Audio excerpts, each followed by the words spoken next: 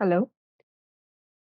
So we will be starting with the chapter Complex Numbers and Quadratic Equations from the class 11th Mathematics. So just a revision of the number systems that are already, which have already been done and taught in previous classes, as well as before we have also had the understanding of the number systems, and we had learnt about it in sets also.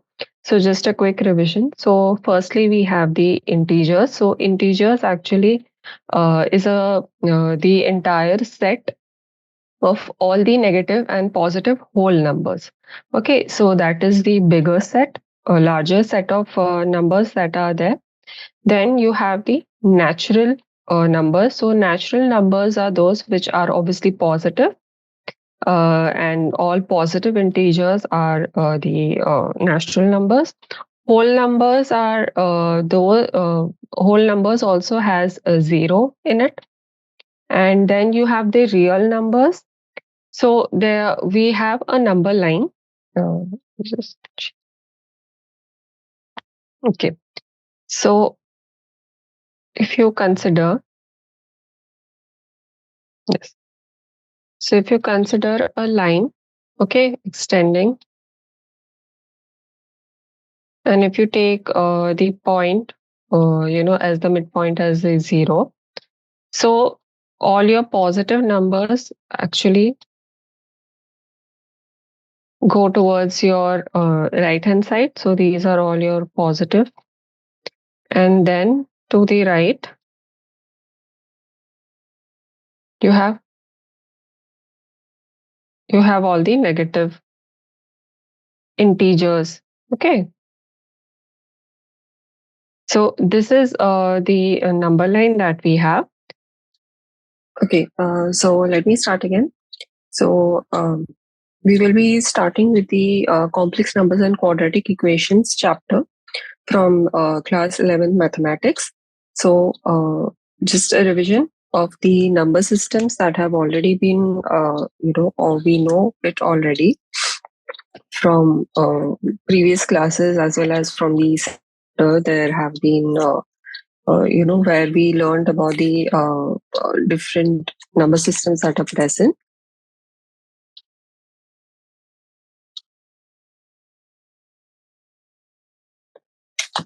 So we have number systems as natural numbers, whole numbers, real numbers, integers, irrational numbers, rational numbers. So these are all the different number systems that are present.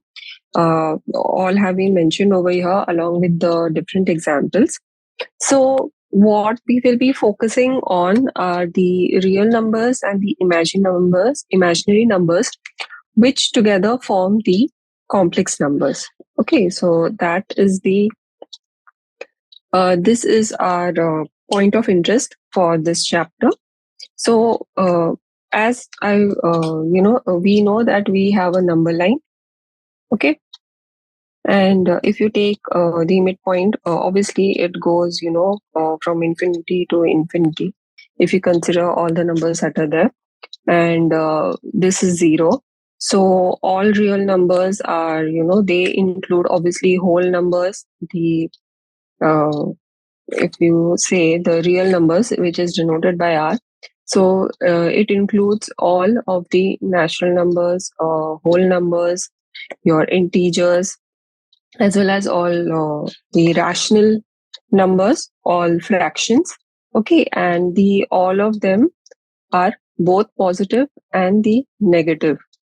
Okay, all of these, all positive and negative natural numbers, whole numbers, integers, and rational numbers, all of these together compose the real number system. But we also have another aspect that is called the imaginary numbers. So these are actually the numbers. These actually give you the square root these are used to define the square root of negative integers, negative numbers. Okay, so usually what we know that a square root of any number, okay, so it can be the square root of a number can be positive and negative. But what do you do when the number that you want to find the square root of is itself a negative number? So those kind of values are not included in your real number system. So that is why the imaginary number system comes into play. Okay, so first we will try to see what are the imaginary numbers. So as I was saying, if we are supposed to find the square root of say 16, so that is easy. It is 4 and it can be plus 4 or minus 4, because either you have 4 into 4 is equals to 16, and if you have minus 4 into minus 4, that too will give you the positive 16 only. Okay, so that is why finding the square root of a positive number is easy for us. And we already have this itself is a real number, it's an integer, it's a whole number. Okay, but what happens when you want to find the square root of minus 16 or minus 9, for an example? Okay, so we will first see that if you are given a quadratic equation in the form of x square plus 1. Okay, so if you write it x square plus 1 is equals to 0, so that becomes x square is equals to minus 1. So that if you have to find x now, so that will be the square root of minus 1. Now this is an impossible number to get the square root of, because we know that square of every real number is non-negative. Okay, but over here the square of x is giving you minus 1. So there is no way to define this from the previous number systems that we saw. Your integers, natural, real numbers, rational numbers, irrational numbers. So you will not find the answer in those number systems. So to incorporate the denotion of negative numbers, the square roots of negative numbers, or if the square of a variable becomes a negative number, so how do we understand that, or how do we denote it? So when so that is why we have to extend the number system, and by extending the number system, the imaginary numbers were incorporated. So we can find the solution to equations, or to find the square root of numbers which are negative in nature. So this is the we have to find the solution for this. We want to find the solution for x, where the square root of the x, which will be the square root of a negative number, so that is negative 1. So what was introduced was the symbol I. Okay, so this is a symbol of small I. This is the imaginary unit. Okay, this is your imaginary unit. So the imaginary unit I is defined as such that the square of this I is actually given as minus 1. Okay, so as you can see, actually this should be square root minus 1 is actually the I. So that is why we have I square is equals to minus 1. And this is actually a unit. Okay, so this is actually a suffix that is put for a real number. So right now, if you have minus 16, okay, so you can denote it as 16. Okay, and the minus, if you separate it, 16 into minus 1. Okay, so if you separate it out, okay, then you will have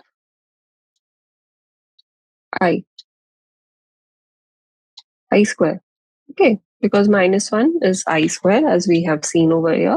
So this is how you can denote this in the form of a imaginary component of a number. Okay. So, as we said, using real numbers, it is not possible for us to find the square root of a negative number. So, the I that we are saying, okay, it's not real; it's imaginary. This is why we have introduced this I, this imaginary unit, to understand or to. There are a lot of problems you will see in physics as well as in mathematics, where you derive or you come to a solution where you get that the square of a variable becomes a negative number. So we cannot go forward after that step. It is not possible for us to go forward after that step.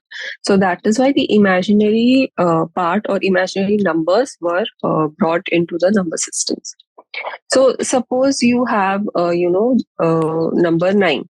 Okay, so for 9 we know it is it's the square root of 9 is 3. So now 3, this can be plus or minus.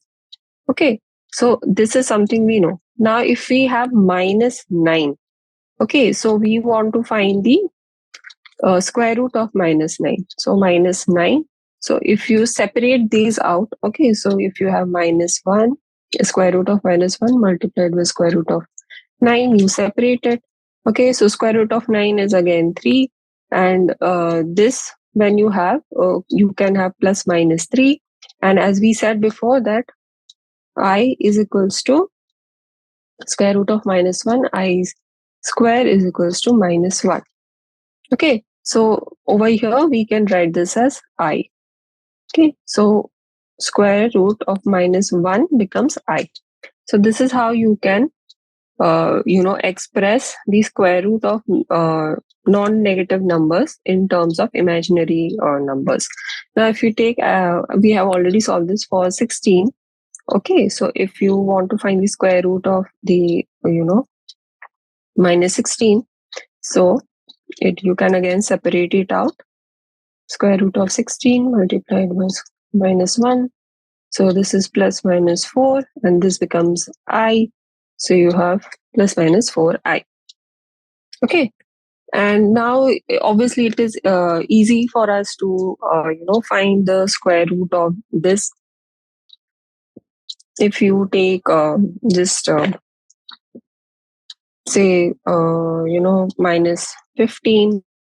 So again, if you have square root of 15, I. Okay, so if you solve for square root of 15, you will get some solution.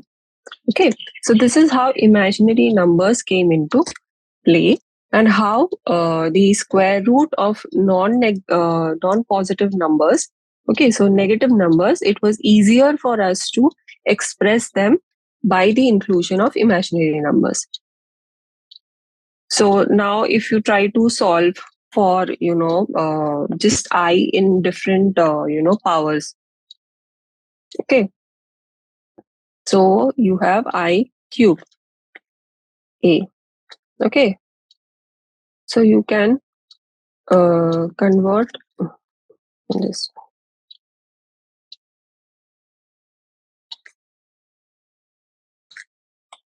Okay, so this can be simplified as, say, I square multiplied by I. Okay, so you get I square as minus 1, and this will be root of minus 1. So this becomes root of minus 1. Okay, this can become 1. Okay, if you take out the minus sign from here.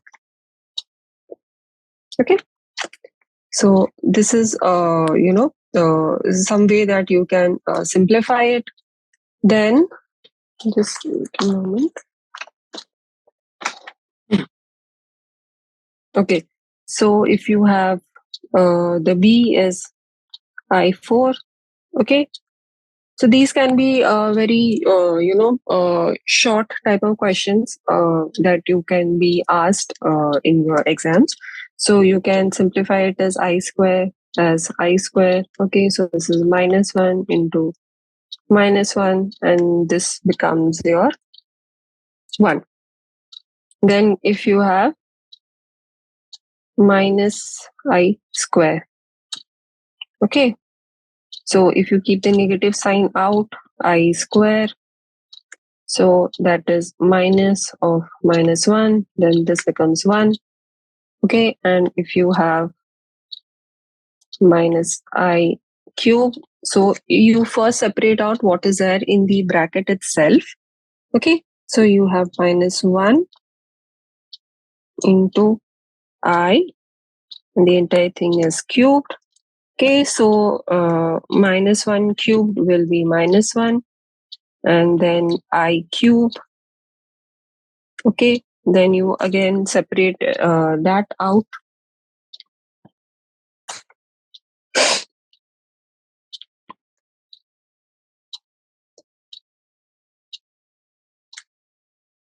Actually, for this,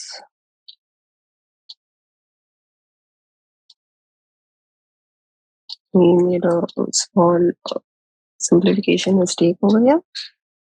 Okay, so over here you keep this in the form of I. Okay, so you do not simplify it further. So what this becomes is actually minus I. Okay, so similarly over here, now we can see that minus 1 and minus 1, if you simplify it further, what you will be remaining with is just I. Okay, so this is how you can solve for I, okay, given in different kind of powers, if you are asked to simplify the imaginary unit itself.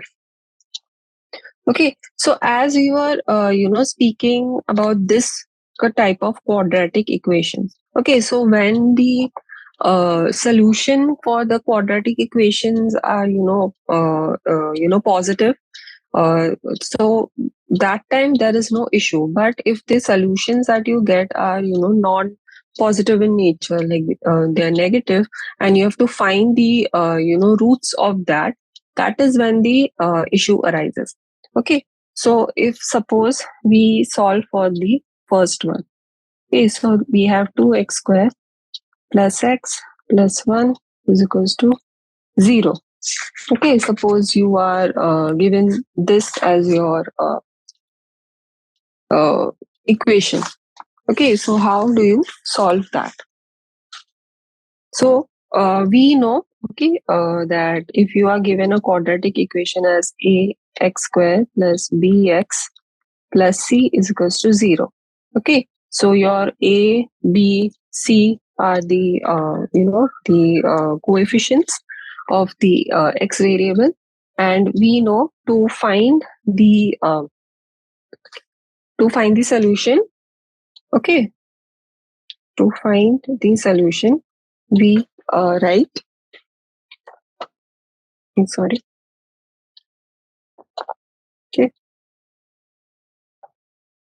minus b plus minus b square minus 4ac by 2a. Okay, so to solve for x for such quadratic equations, we use this formula. Now, usually the value of b square minus 4ac. Okay, b square minus 4ac. Usually, we hope that it is positive. Then it is easy for us to find the square root of it. What if it's negative? So that is what we will be seeing with the help of imaginary numbers, how you can find that out.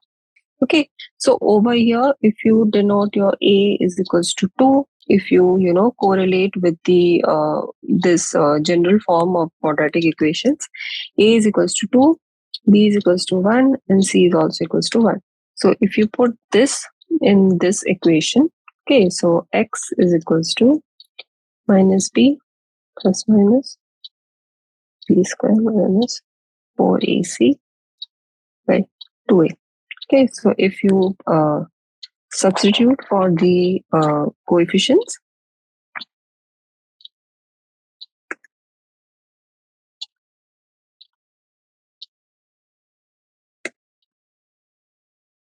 okay, so this is what you get. Now if you solve further,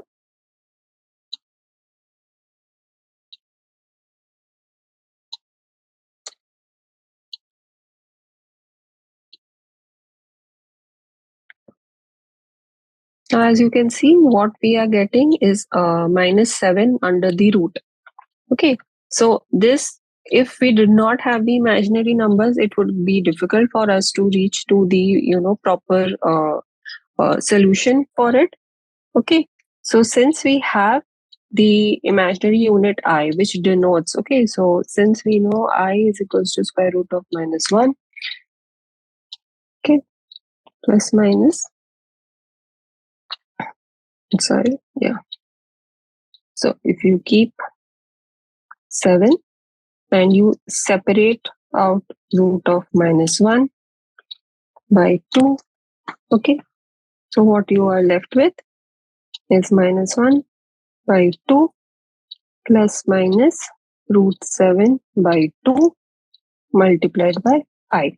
Okay, so this is the solution for x that we can find with the help of the imaginary unit I. Okay, so this became easy.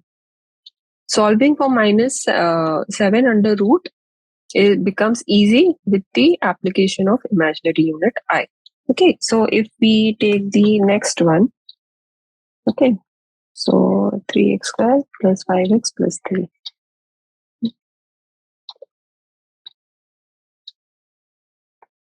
Okay, so suppose we have to solve for this. So a is equals to b, sorry.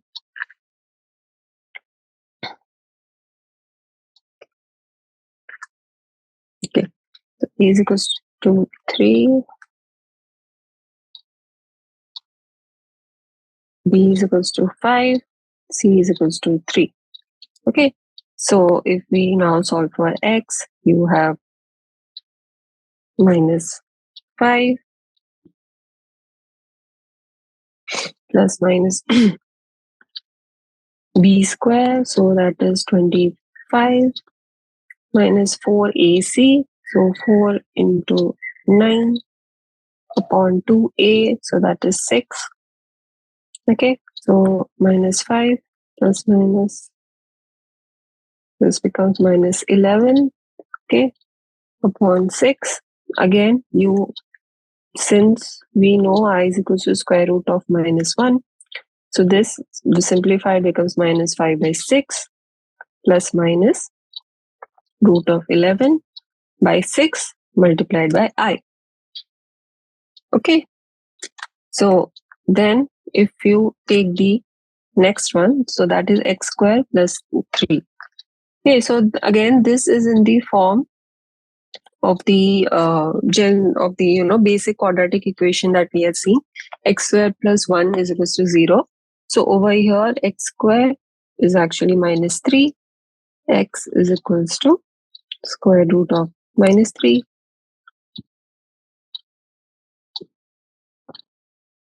I.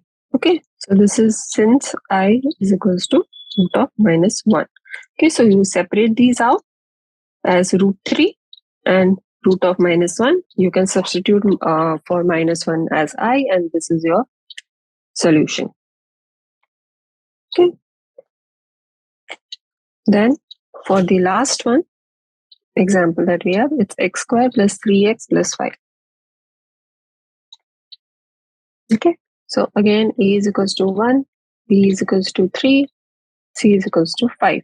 Okay. So again, solving for x, we have minus 3 plus minus b square is 9 minus 4ac. So 4 into 1 into 5. So that's 20 and 2a. So that's 2.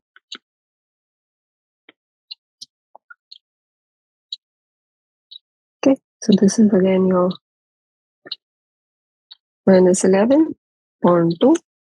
So finally, the solution for x that we get is minus 3 by 2 plus minus root of 11 by 2 and I.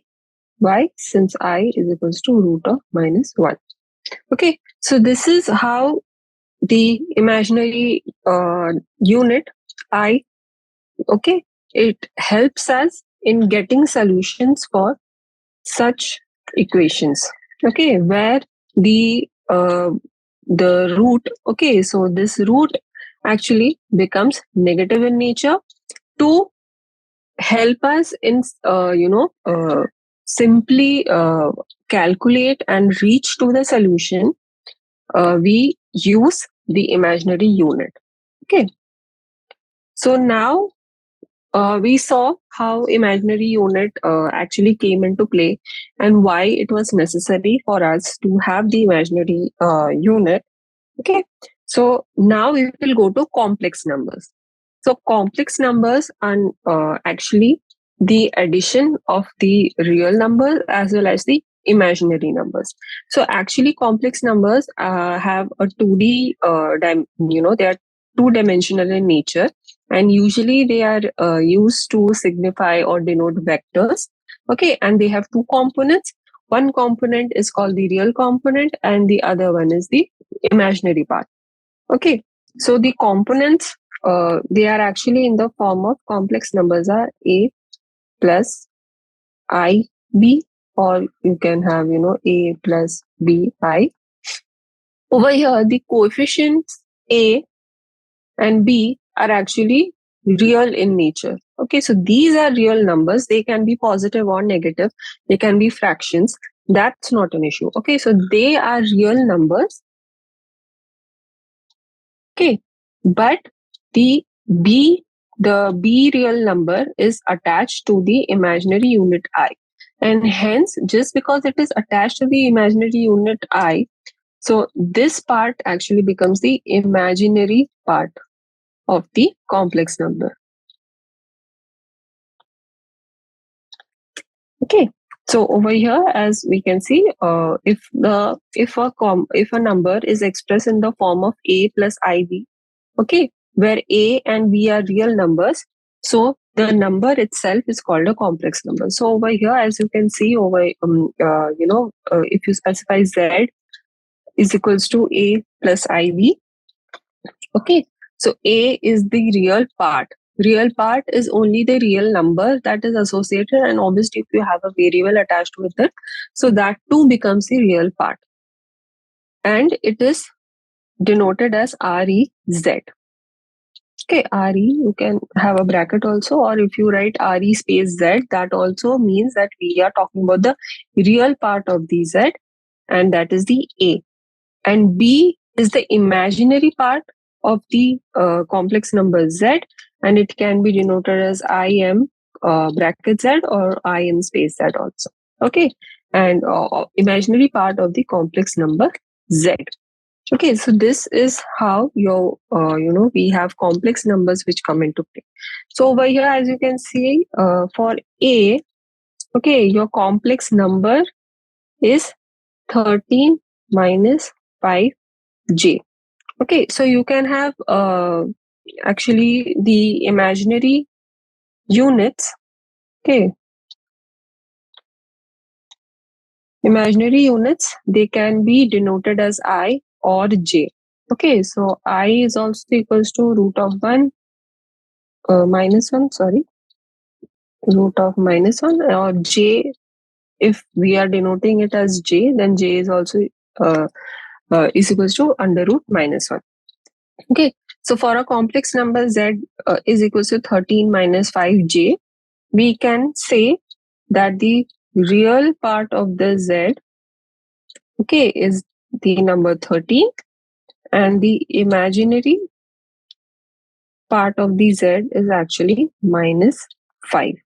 Okay, so actually if you convert this into the form 13 plus minus 5i. Okay, so this is in the form of a plus bi. Then you can say that your real part is 13 and the imaginary part is minus 5. Okay, similarly for b, if you take z, your complex number is 1 minus 0.35. You can see over here, so this is not a whole number, this is a fraction or a decimal number that is being used. Okay, so your real part of the complex number is 1 and the imaginary part of the complex number is minus 0.35. Okay, now Also, we find the use of imaginary numbers when we are talking in trigonometric functions also. This is mostly used in physics when we have to denote phase of some kind or rotation in some quantity. Okay, so if you take this, the Z, okay, so C Z is equals to cos theta plus J sine theta. Okay, so your real part of the complex number is cos theta, okay, and your imaginary part of this is actually sine theta. Okay, so over here you can see the real and the imaginary part of a complex number can be trigonometric functions too. Okay, so it is not necessarily it is not necessary for the coefficients, the real and imaginary coefficients to be only numbers. They can be trigonometric functions too. Okay, so the complex number is the combination of real numbers and as well as imaginary numbers. Okay, so now if we have two different, complex numbers, you have Z1 and Z2. Okay, so Z1 is A plus IB and Z2 is equals to C plus ID. Okay, suppose these are the two complex numbers. We can say that Z1 is equals to Z2 only if the real part of Z1 is equals to real part of Z2. Okay, and the imaginary part of Z1 is equals to imaginary part of Z2. Okay, so that is established. So your A should be equal to C and B should be equal to D. Only then you can say that Z1 is equals to Z2. So sometimes this is useful for us to, for us to calculate the values of number of variables that are, sometimes given to you in the form of such equations. Okay, so if you take the first one, so that is x plus I 3x minus y is equals to 3 plus I minus 8. Okay, so if you solve for this, what you will get, if you what you do first is you bring all the real parts, okay, on one side, and maybe you can solve for x or y, whichever is there in the real part or the imaginary part, and then you can substitute for the variable that you have already found the solution of in the to get the answer for the second variable. Okay, so over here we can see if this is your Z1. Okay, so Z1 is equals to x plus I 3x minus y. Okay, and we have Z2, so that is 3 plus I minus 8. Okay, now the condition that is already given is that Z1 is equals to Z2. So in that, sorry. So in that manner, if we compare the real parts, okay, for Z1, your real part, okay, real Z1 is equals to X and imaginary Z1 is actually 3X minus Y. Okay, for Z2, your real part of Z2 is actually 3 and the imaginary Z2 is minus 8. Okay, so obviously your real Z, the real of the real part of the Z1 should be equal to the real part of the Z2. Okay, so since that is the case, because we are already saying that Z1 is equals to Z2, X is equals to 3. Okay, so this is the first variable solution that we have already got. from, just by correlating the real coefficients that are present. Now, if you substitute for x in the imaginary part of z1, and these two can be equated, as we know, because z1 is equal to z2, the imaginary part also, at least the coefficients of the imaginary parts also have to be the same. Okay, so this is your b and this is your d. Now that is also equal to each other. So 3x minus y is equals to minus 8. So now we substitute for 3, for x is equals to 3. So you have 9 minus y minus 8. Okay, so in that we can see y is equals to, sorry. So y is equals to minus 8 minus 9. So that is minus 17. Okay, so this is how we get the number or the solution for two different variables. Okay, now if you substitute these values in your original complex number, okay, complex numbers that we saw, so your z1 was x. Okay, so I will directly substitute for x over here. So x was 3, okay, plus I, you have 3x minus y. Okay, so that is 9 minus 17. Okay, so 3 plus I minus 8. Now this is the same as your z2. Okay, z1 is equals to z2. Okay, so this is the answer that we get. Now the next one that we have, 7x plus 3 minus 8i is equals to 5. Okay, y plus 3i. Okay, now if we solve for this, so this is your z1, this is your z2, okay, and you have z1 is equals to a plus ib, and z2 will be c plus id.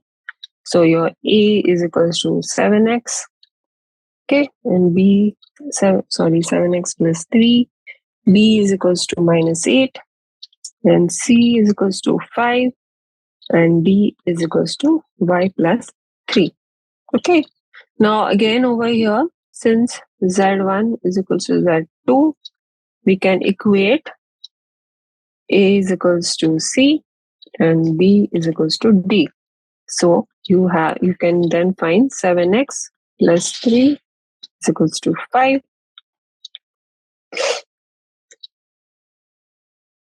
So x is 2 by 7. Okay, so this is the first solution that we get. Now for solving for the imaginary coefficients that we have, that is b is equals to d. So you have y plus 3 equals to minus 8. Okay, now y is equals to minus 8 minus 3. So that is minus 11. So y is minus 11. Now if you substitute for x and y, say in z1, 7x plus 3 minus 8i. So that gives you 2 plus 3 minus 8i, 5 minus 8i. Okay, so this is your z1. Z2 is y.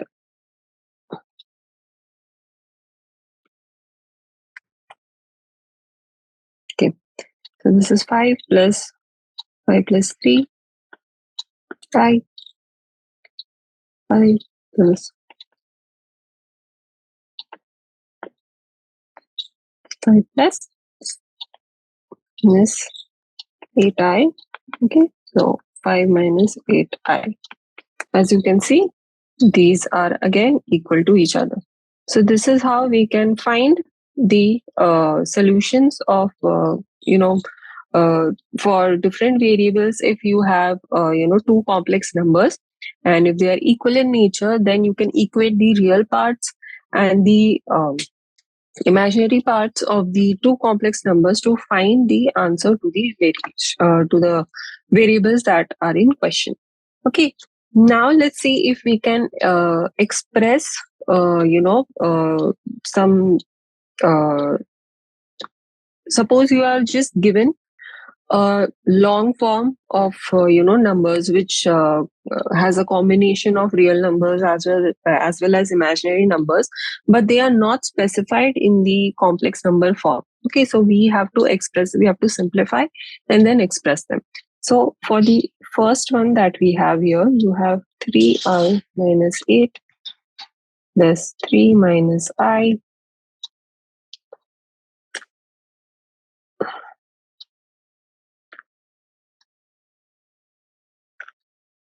Okay, and you have minus 8 plus 3i. Okay, so first you simplify the terms and you take them out of the brackets, so it's easier for us to calculate. So 3i minus 8 plus 3i minus I minus 8 minus 3i. Okay, so now you separate out. Okay, so you bring all the imaginary numbers to one side. Okay, so you can equate the coefficient of I together, and all the real numbers which do not have any of the imaginary units associated with them, you bring them to the other side. Okay, so over here you have the real numbers that are present over here in terms as minus 8 plus 3 minus 8. Okay, and then if you take plus I outside, and then you bring all the coefficients of I together. So you have 3 minus 1 and plus 1. So we have already taken plus outside. We have to keep the negative signs inside. Okay, minus 3. So this becomes minus 16 plus 3. So this is minus 13 plus I. So your minus 3 and 3 gets cut off, and then you have minus 1. So then in the simplified A plus ID manner, you have minus I. Okay, and you can simplify it further as negative 13 plus I. Okay, so this is how you can simplify your this entire term. Then if we have different kind of fractions that have your fractions of complex numbers. Okay, so complex numbers that are denoted in fraction form. So the second one that we have is 2 plus root 3i by 1 minus root 3i. Okay, so to simplify, usually we have seen that if you have a bracket kind of thing, so if you have a plus b on top, and you have c plus d at the bottom. So what you can do is that you can multiply both the numerator and the denominator with the the term that is present down, but with a different sign. Okay, so c minus d upon c minus d. So what happens is it's easier for us to equate it is easier for us to equate the denominator, because if you remember the simplified identity that is present, so this becomes c square minus d square. So it is easier. It is more compact form of the denominator then. So similarly, if you are given a fraction of two complex numbers and you have to simplify it and bring it down in the form of a plus ib.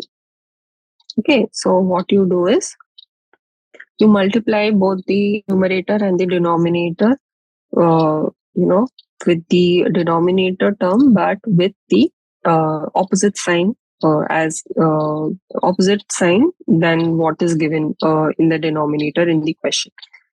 So 2 plus root 3i upon 1 minus root 3i. So this is multiplied by 1 plus root 3i, 1 plus root 3i.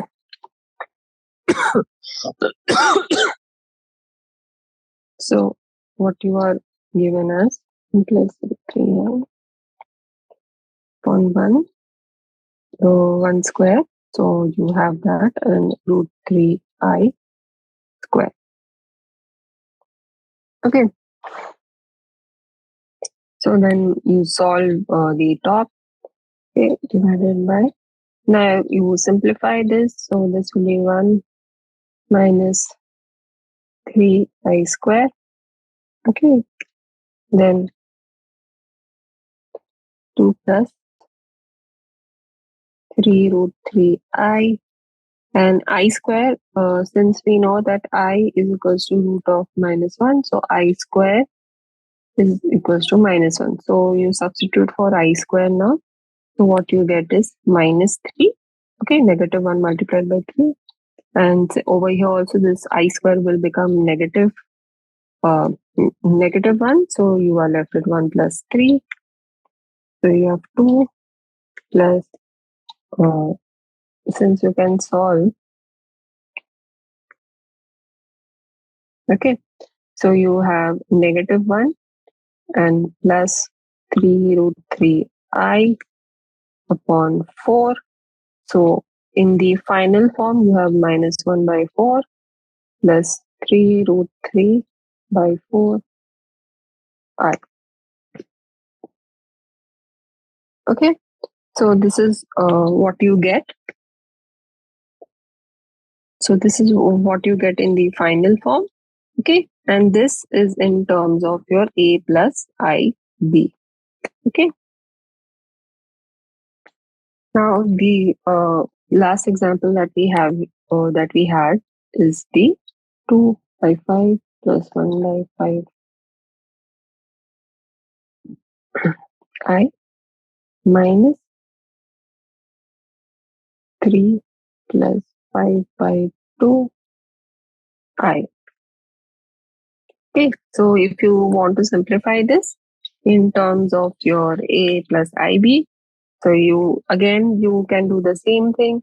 You can bring all the real parts of the complex number on one side and the imaginary parts of the complex number to the other side. So what you get over here is that 2 by 5 minus 3, okay, and then you bring the plus sign out, 1 by 5 minus 5 by 2 I, okay, I. So you have 15 by 5 plus 2 minus 25 by 10. You bring the I out.